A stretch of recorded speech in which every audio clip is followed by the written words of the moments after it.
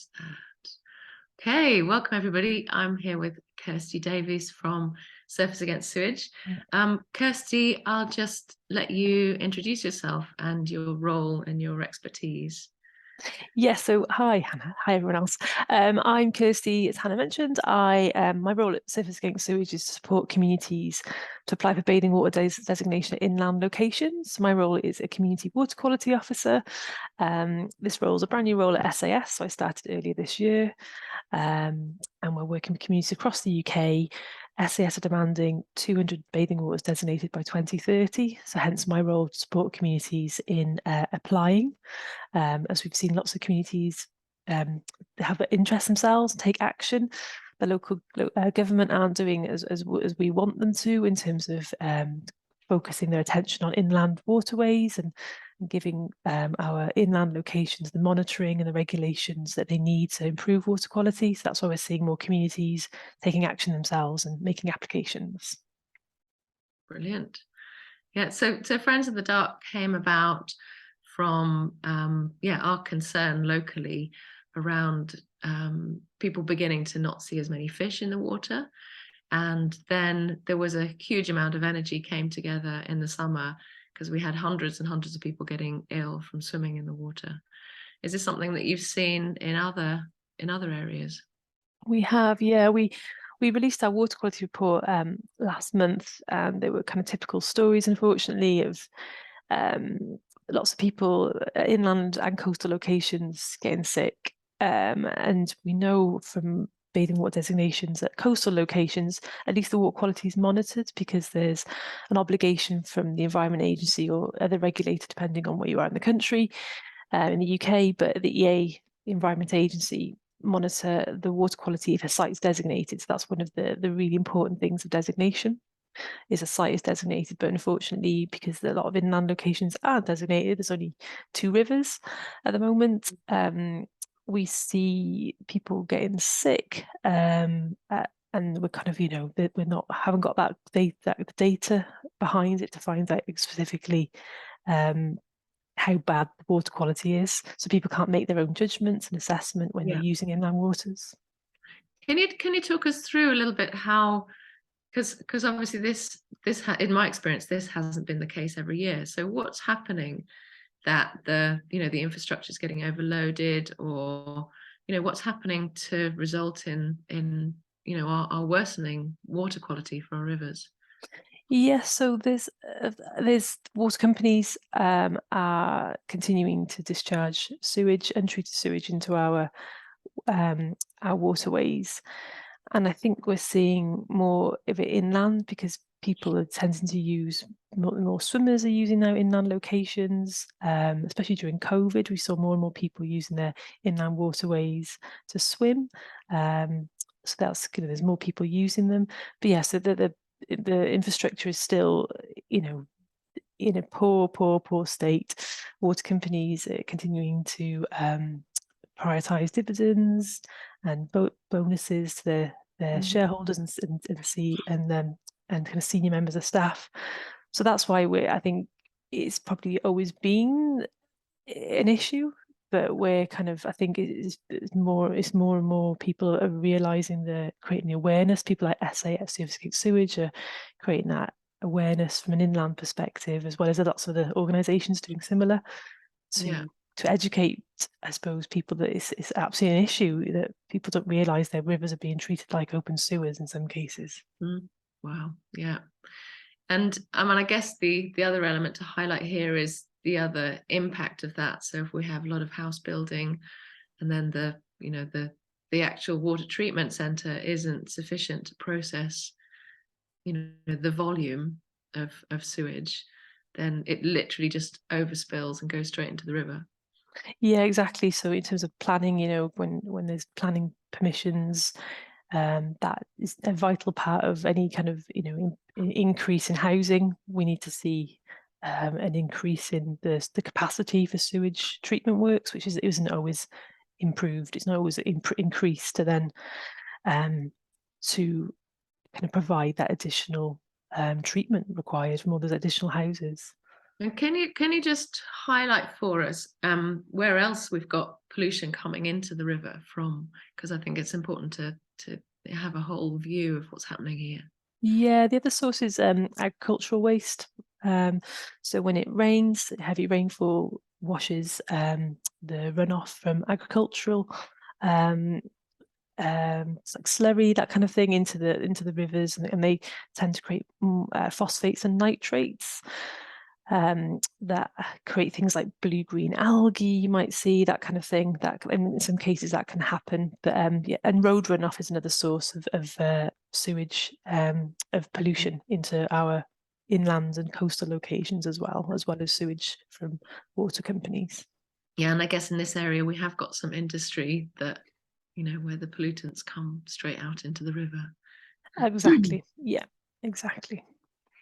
So, could you talk us through? So, I know that a lot of people who are following Friends of the Dart and are interested in protecting our river and benefiting the whole river health.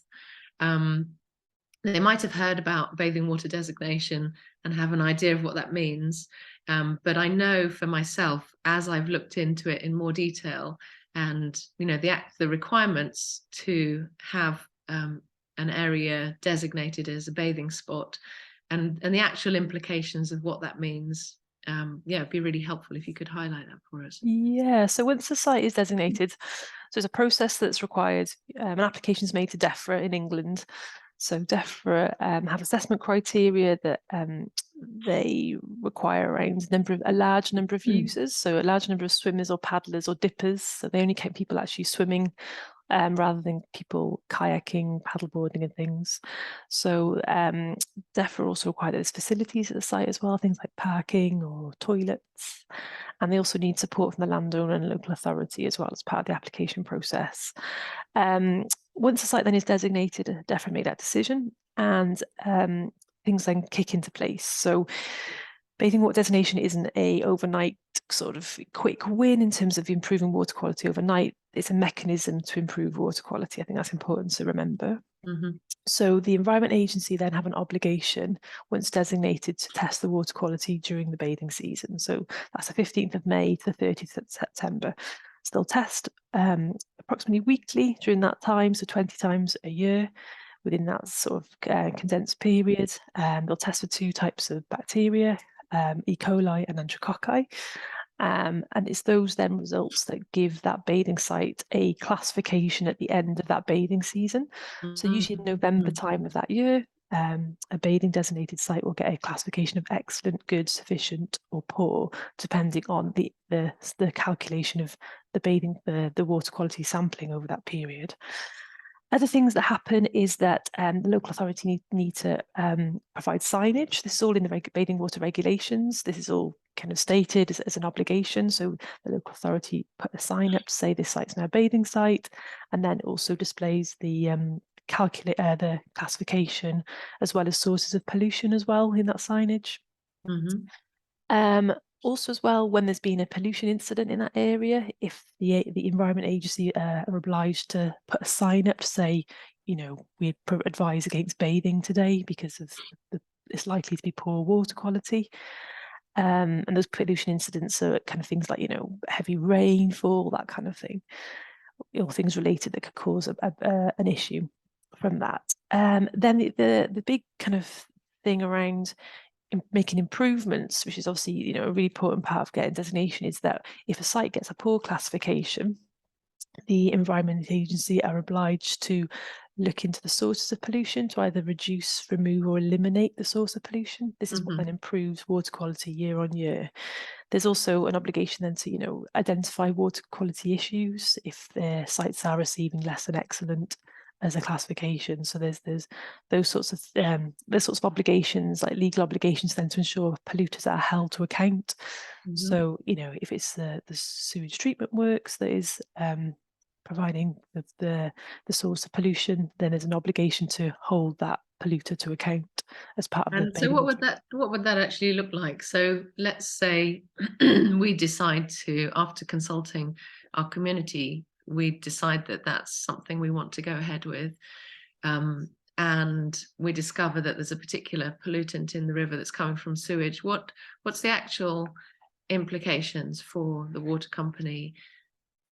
I mean, I can hear you saying that they need to improve the quality, but what is the specifics of that? What does it actually mean? Yeah, so the specifics, so there's sewage discharges or overflows, or they're sometimes called combined sewage overflows, CSOs. You might hear them abbreviated to. If that's the source of the pollution, then there is work required then to improve the infrastructure. So sewage overflows will discharge when there's been heavy amounts of rain. Usually, that's what happens. But work needs to be invested in that polluter So that's within infrastructure. a 3-year period. Am I right in thinking that? Well, so bathing waters can have a poor designation for 5 years, and then they get de-designated. But of course, there's legal obligations with the regulators to ensure that improvements are made by then.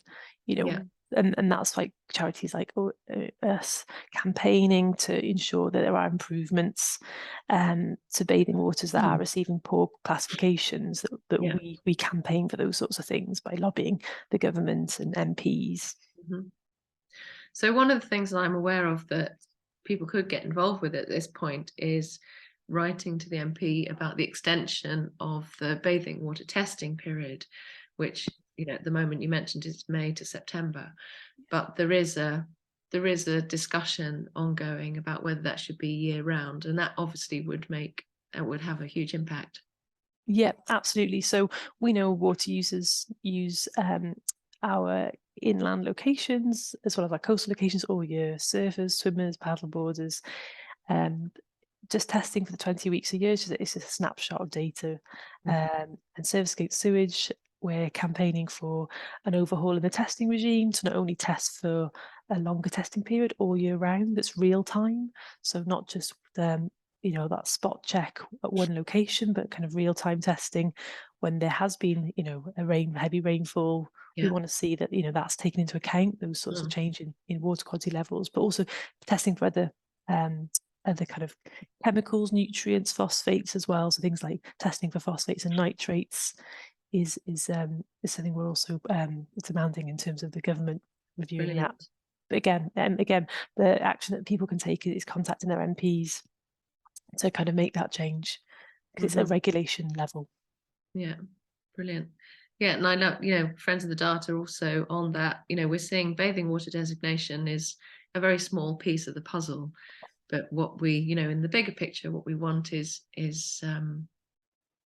the data available and the testing of a much longer list of, not just these 2 bacteria, but viruses and microplastics and absolutely and caffeine and the list goes on. But all of these things are equally as important, not just for health of swimmers, obviously, but the health of the whole ecosystem, and the animals and plants, and it's a much bigger picture. Absolutely. It's exactly, bathing water designation is also for people using the rivers and waterways to fish.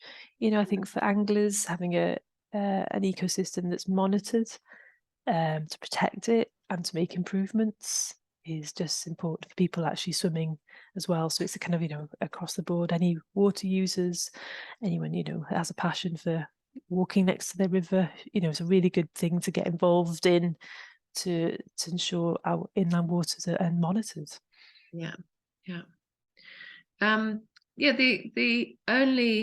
So the hesitation, as I've been talking to people over the last couple of months, the hesitation that's come up that several people have mentioned is, well, I love the idea, obviously I want the rivers to be healthier, but I'm concerned that there's just going to be hordes of people coming in. And so it would be really helpful to hear your response to that, your ideas around that.